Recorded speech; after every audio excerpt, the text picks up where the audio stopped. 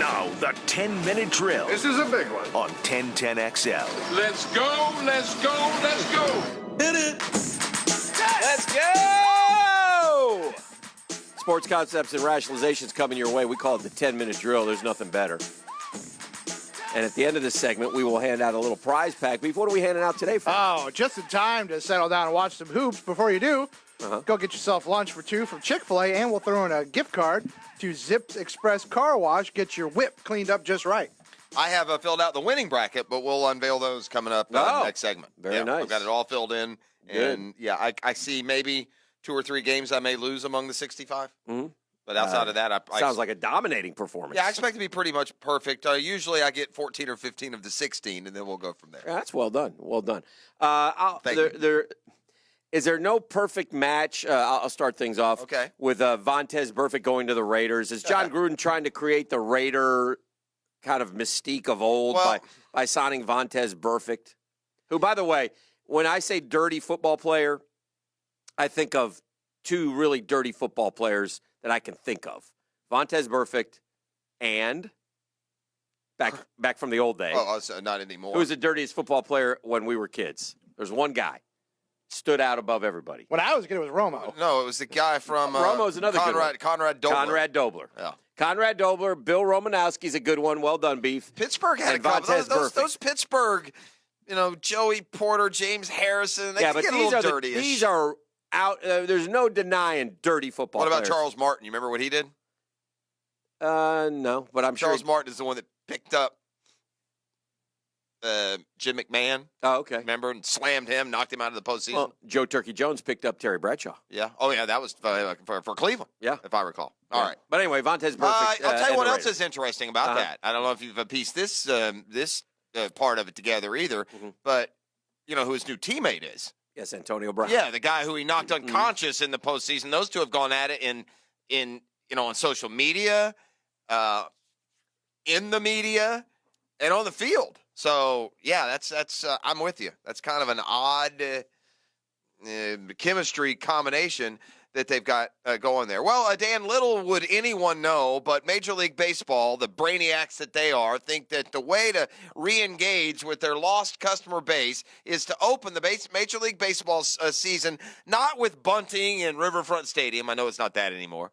We're not going to play at Wrigley. We're not going to feature the defending world champs. We're not going to do Sunday night from Yankee Stadium or Fenway Park or some other venerable location. We're not going to showcase Mike Trout or Bryce Harper. No, we're going to start our regular season by allowing the Seattle Mariners to start a 45-year-old in right field, and we'll play the first 2 games in Tokyo, Japan. And, oh, by the way, we'll do it a week out from when baseball would normally start. I mean, I'm not trying to be too sentimental or too provincial, but it's just come on, man.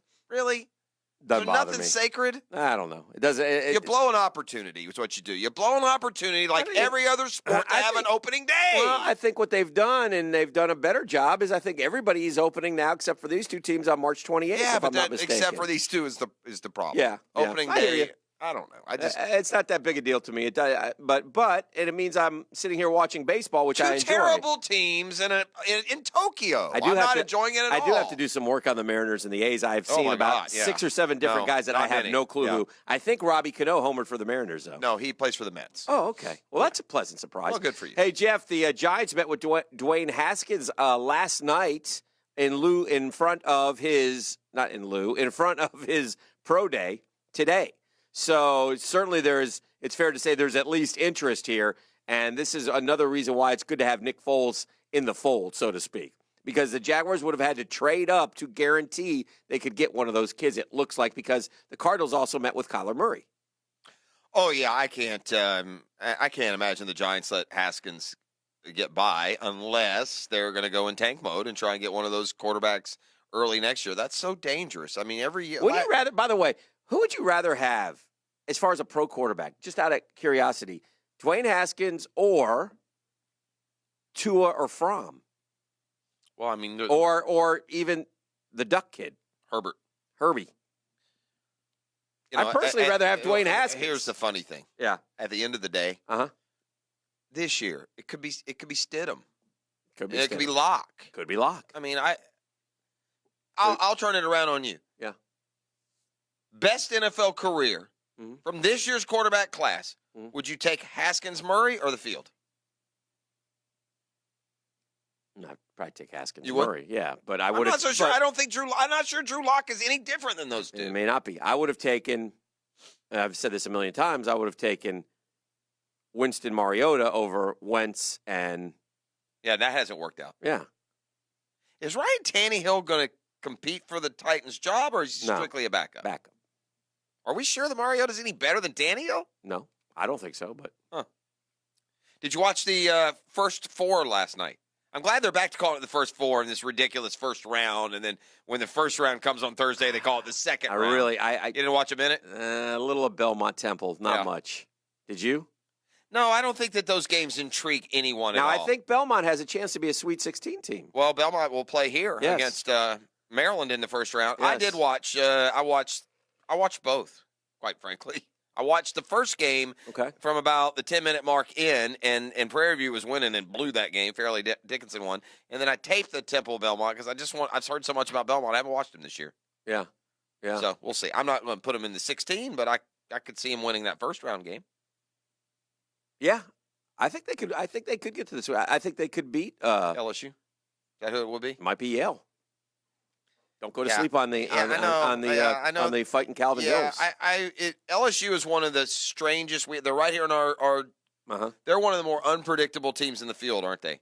Because of everything that's going on with them. I mean, they're really good, talented. If you're a Florida fan, you've gotten the wrong impression of LSU watching the Gators. That's just, I don't know. It's just one of those deals where they're going to make close. LSU beat Tennessee a couple weeks ago. LSU had a really good team. Last thing, it was a fun list I looked at. I think ESPN finally did a fun list. Did you look at the coaches ranked players? Did one thing in particular jump out at you from that? They're no good.